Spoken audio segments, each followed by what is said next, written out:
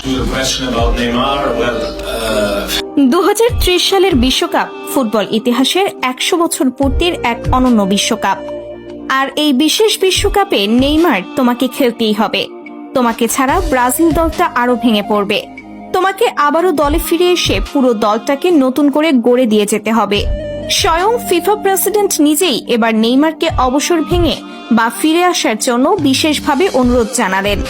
নেইমারকে তিনি বলেন, ফুটবল আসলে শুধু একটা খেলা নয়, ফুটবল হলো একটা বিশুদ্ধ আবেগ।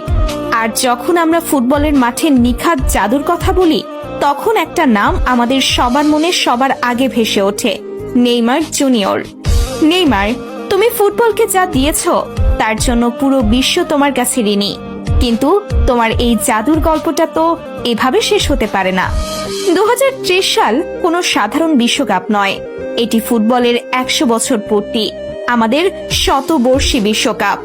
এই ঐতিহাসিক মঞ্চে ফুটবল বিশ্ব তার সবচেয়ে বড় জাদুকরকে ছাড়া কিভাবে উৎসব করবে, তুমিই বলো। আমি জানি ইনজুরি আর কঠিন সময়ে তোমাকে অনেক ভুগিয়েছে। আমি জানি ব্রাজিলের হলুদ জার্সি গায়ে চাপ কতটা পাহাড় সম হয়, কিন্তু হেক্সা জেতার যে স্বপ্ন কোটি কোটি মানুষের চোখে, সেই স্বপ্ন সত্যি করার আসল কারিগর তো তুমিই। আজ একজন ফিফা প্রেসিডেন্ট হিসেবে নয়, ফুটবলের একজন সাধারণ ভক্ত হিসেবে আমি তোমাকে হাত জোড় করে অনুরোধ করছি, নেইমার, তুমি 2030 বিশ্বকাপে ফিরে এসো।